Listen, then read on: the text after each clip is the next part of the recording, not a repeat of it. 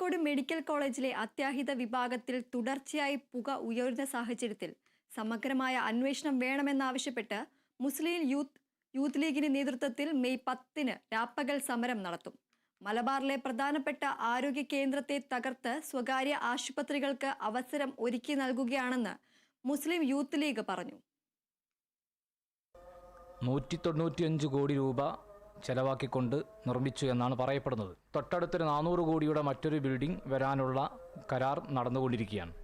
അപ്പോൾ വളരെ പെട്ടെന്ന് ഇത് പ്രവർത്തനക്ഷമത വരുത്തി എന്ന് പറയാൻ വേണ്ടി വളരെ വേഗത്തിൽ ഇത് പൂർത്തീകരിക്കാനുള്ള ശ്രമം ഇവർ നടത്തിയത് ഇതിൻ്റെയൊക്കെ ഒരു അഴിമതിയുടെ ഭാഗമായിട്ടാണ്.